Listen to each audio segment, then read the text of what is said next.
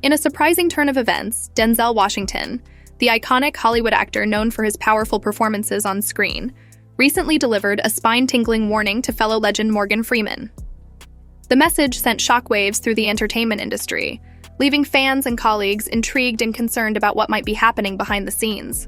Friend. So I went up to Morgan and I said, I think maybe I could, wound you and cut, slice, and, So Morgan looked at me. 40 years ago, 1979, Denzel and I were in a Joseph Papp production. Fashionable guy, he doesn't have to worry about it. But that smile was dimmed forever, cops say, by her live-in boyfriend who stabbed her to death. But even if you're the most envious person on earth, you must admire the enduring friendship between Denzel Washington and Morgan Freeman. Their bond has endured for decades, and they care for each other like brothers. It's not at all surprising to see Denzel standing up for Freeman. It's truly remarkable how Denzel holds such deep respect for Freeman. As the role model he looks up to, it's only fitting that Denzel watches out for any potential dangers that might impact Freeman or those in his inner circle, including his family. Denzel firmly believes that those targeting his friend are using the tragic incident as a smokescreen. However, the actual truth lies in their concern over Freeman's consistent revelations about the darker aspects of Hollywood. An attorney representing the man accused of the tragic killing of Idina Hines, Morgan Freeman's step-granddaughter, reportedly stated in court that Hines had disclosed to her alleged assailant that she and Freeman had an inappropriate relationship. This accusation had been vehemently denied by both Freeman and Hines in the past. This revelation underscores one undeniable fact: someone with significant power is targeting Freeman. In response, Denzel is cautioning him to remain vigilant and exercise caution in placing trust in those around him. In a statement made in 2012, Morgan Freeman addressed the issue, as reported by TMZ, stating that the recent reports regarding any impending marriage or romantic relationship involving him were false fabrications created by tabloid media with the sole intention of boosting their sales. What's even more concerning is that these fabrications are now gaining traction in reputable news outlets. Idina Hines, before her tragic passing, also voiced her agreement with Freeman's stance in a statement to TMZ. She emphatically declared that the stories circulating about her and her grandfather were not only untrue, but also deeply hurtful to both her and her family. The man charged with Hines's murder was identified as Lamar Davenport. It's noteworthy that the allegation made by Davenport's defense regarding Freeman's involvement with his grandchild appeared to be the first time such a contested claim had been made outside of the realm of gossip press. Davenport's attorney, however, did not provide further details or specifics regarding the timeline or circumstances of this alleged relationship. The suspect faced charges of second-degree murder following authorities' allegations that he brutally stabbed Hines over a dozen times outside their Washington Heights apartment on August 16, 2015. She was discovered lying in the street near her residence at 3 a.m. and was swiftly transported to a local hospital, where she was tragically declared deceased.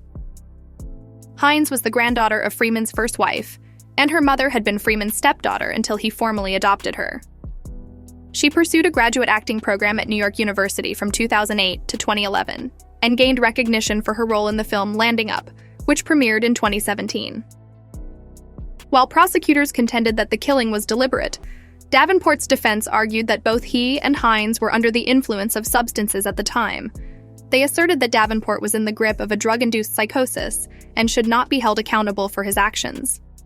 In a show of support, Denzel Washington, like the rest of the world, came forward as Freeman's staunch defender. Freeman's illustrious career began during a period in the United States when the Hays Code was in effect. This policy imposed strict limitations on the type of content that major film studios could depict, even going so far as to ban interracial romances on screen. As reported by NPR, this code remained in force for nearly 4 decades, spanning from 1934 until 1968. During his early acting years, which encompassed theater work and a role on the children's show The Electric Company, Freeman's journey in movies was significantly affected by the constraints of the Hays Code and its lingering influence. It wasn't until Freeman reached the age of 52 that he started landing more ambitious roles, notably after winning a Golden Globe and receiving an Oscar nomination for his performance in Driving Miss Daisy in 1989. From that point onwards, Freeman went on to feature in over 100 films, including acclaimed works such as The Shawshank Redemption, $1 Million Baby, and Bruce Almighty. It was during this era that both actors, Denzel and Freeman, forged a deep and enduring friendship, largely cemented by their shared commitment to advocating for those with less influence in Hollywood and shedding light on the issues plaguing the industry from within. This shared mission has occasionally placed these two award-winning actors in challenging situations. Denzel, in particular, has achieved such remarkable success that Freeman once playfully admitted to feeling envious of Denzel's career. However, even as Freeman expressed his envy, he wholeheartedly recognized the progress made by Black actors over generations in Hollywood. Speaking up for Black actors has always been Freeman's calling, and he continues to do so despite the numerous challenges he has encountered along the way. Reflecting on his own journey, Freeman remarked, "When I was growing up, there was no one like me in the movies. If there was a Black man in a movie, he was typically cast in humorous roles until Sidney Poitier emerged and gave young people like me the belief that yes, I can do that." He shared a personal encounter with Sidney, recalling, "I spoke with Sidney way back and he told me, 'I wanted to be like you.'" In terms of generational progress, I do believe we've made significant strides. I recall a time when I was the leading figure, and Denzel was seen more as a supporting player. But it appears that not everyone appreciates seeing him in the spotlight. While Freeman's illustrious career encompasses both the silver screen and the stage, the celebrated actor initially left his mark in the theater, a common starting point for many aspiring performers. However, unlike many other actors, he once candidly admitted his preference for movies over the stage. He was brutally honest about why he would never set foot on a live stage again. Freeman revealed what drew him to the silver screen over the stage, reflecting on his early days as a veteran actor. He recounted his breakthrough role in a Broadway play in 1967. Nevertheless, it was the allure of the silver screen that captivated him most, as he pursued his true aspiration of becoming a movie actor. He shared with the New York Times, "I spent a good 20 years in the theater trying to break into the movies. From childhood, that's what I aspired to do. I really didn't want to do it on stage. It's just too demanding. In movies, you put in a little effort, make a substantial income, and move on. I appreciate that, and I believe I've earned it." Moreover, Freeman openly discussed the exhaustion he experienced while working in stage productions. He candidly stated, "I'll never step onto any live stage again. About 2 months into performances, we'd stand there, look at each other, and wonder, what on earth are we doing here?" His preference for film over theater is also mirrored in his feelings towards television shows, where he viewed the work as a 9-to-5, 5-day-a-week job. It is evident that the actor, known for his role in London Has Fallen, favors film due to the differing demands of each medium, with stage productions requiring extensive physical and mental effort due to the live nature of performances. Freeman consistently emphasizes the advantages of a more manageable workload and greater financial rewards associated with acting in movies. It's this knowledge that sometimes puts him at odds with the Hollywood elite. However, Freeman's unwavering pursuit of his silver screen dreams eventually paid off when he secured a pivotal role in the critically acclaimed film, The Shawshank Redemption. From that point onward, he embarked on an extraordinary cinematic journey, captivating audiences worldwide with his exceptional talent and commanding on-screen presence. Nevertheless, at one juncture, he found himself contemplating the potential downsides of being solely recognized as a movie actor. Recognizing the risk of being typecast, Freeman underscored the importance of versatility and the need to break free from perceived limitations.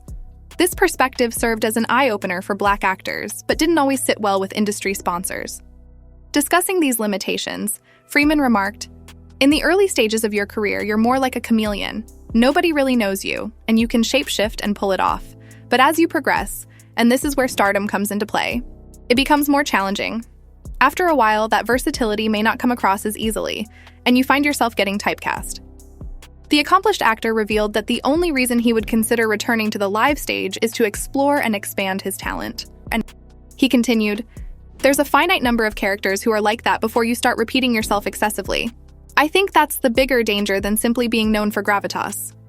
You might look at your recent work and realize you've portrayed 4 characters in a row who thought and acted in the same way, and you begin to fear that they'll uncover your secret any time now."